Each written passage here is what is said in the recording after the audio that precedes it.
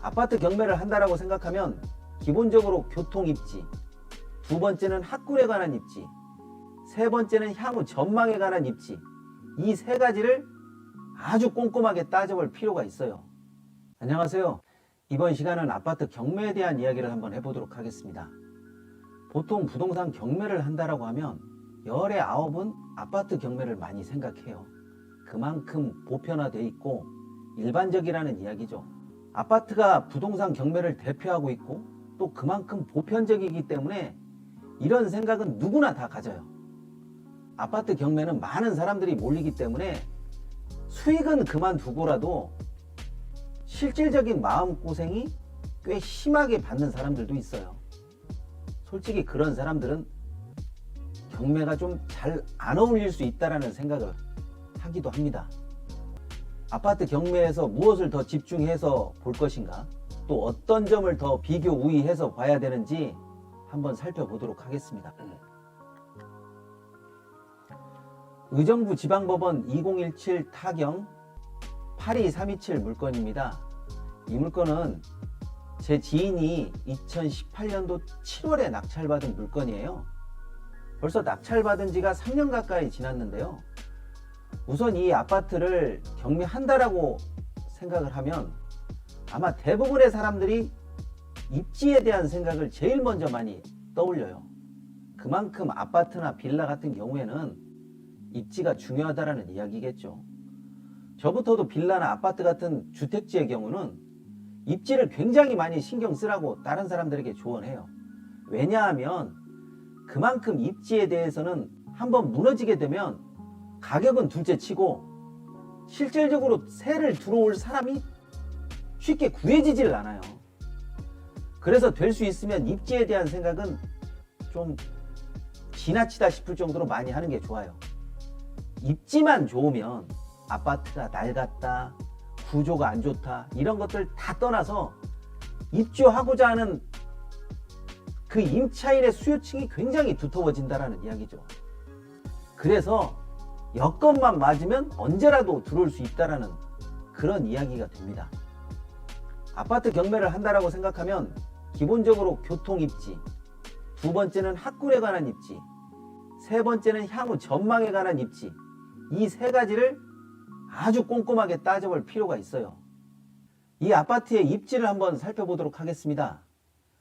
이 아파트 같은 경우에는 기본적으로 나홀로 아파트는 아니고요. 아파트 속에서 형성된 꽤 근사한 아파트라고 생각이 됩니다. 이런 쪽으로 이렇게 아파트가 몰려 있는 것은. 교통적인 여건도 굉장히 좋아서요. 주변이 지하철이 또 지나가고 또 고속도로도 지나가고 국도도 상당히 넓게 지나가고 있어서 교통적인 여건은 굉장히 좋다라고 보여져요. 또 이런 것뿐만이 아니라 아파트가 몰려 있다 보니까 기본적으로 생활 여건 시설도 주변에 잘 포진되어 있어요. 솔직히 이런 아파트는 입지만 놓고 보면 낡았다 안 낡았다 이게 중요한 게 아니라 이 아파트를 과연 어느 정도까지 업그레이드 시키냐 이게 관건이라고 볼 수가 있죠. 주변에 학교만 있으면 정말 금상첨화하겠는데 그것은 세부적으로 보면서 한번 보도록 하겠습니다. 이곳은 메인 입지에서 살짝 벗어났긴 한데요. 가장 크게 좋은 것이 초등학교를 끼고 있다는 거죠. 그런데 이런 초품학은 무조건 장점만 있는 것도 아니고 무조건 단점만 있는 것은 아닌데 가장 크게 우리가 장점이라고 뽑는 것은 가격이 떨어지는 것을 막아줘요. 즉 수요층이 두텁다 보니까 들어오려고 하는 사람들이 굉장히 많아요. 특히 이 초등학교만 바라보고 수요층이 넓어지기 때문에 가격을 방어해 주는 데에는 이 초품화를 따라갈 수가 없죠. 반대로 이렇게 초등학교가 생기고 난 이후에 아파트가 들어선다든지 하기 때문에 주변 여건상 낡은 아파트가 상당히 많아요. 그런데 사람의 눈높이가 점점 올라가다 보니까 이런 아파트 같은 경우는 입지는 좋지만 과연 새 아파트 정도의 퀄리티를 낼 수가 있냐, 여기에 또 관건이 있겠죠. 그것만 어느 정도 한다라고 하면 아파트가 제값을 받는 것은 시간 문제라고 그렇게 보여지네요. 또 입지에 대한 생각은 당장 지금의 입지도 중요하지만 향후 전망이 어떻게 될 것인가, 그리고 지금의 전월세 시세는 이 정도인데 시간이 지나면 얼마까지 오를 수가 있겠구나, 이런 것에 대한 전망도 어느 정도는 다 예측하고 들어가셔야 됩니다. 그게 아파트 경매의 성패를 좌지우지 하거든요. 2018년도 매매 시세를 보면 1억 8천에서 2억 사이입니다.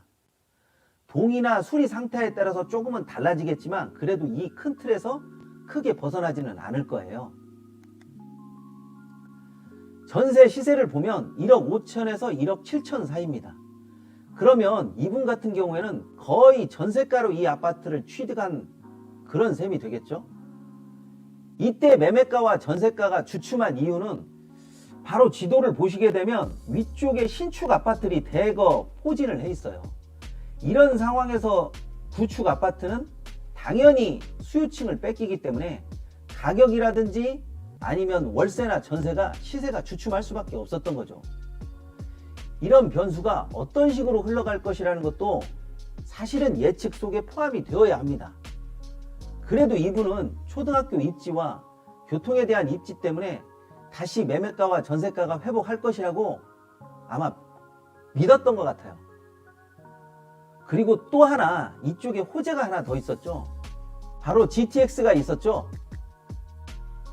이 GTX 노선이 마성역이 있었죠. 이때 마성역이 들어온다는 교통 호재가 있었어요. 그래서 이분은 조금 중장기적으로 이 아파트를 보유하겠다라고 이렇게 계획을 하셨다고 하더라고요.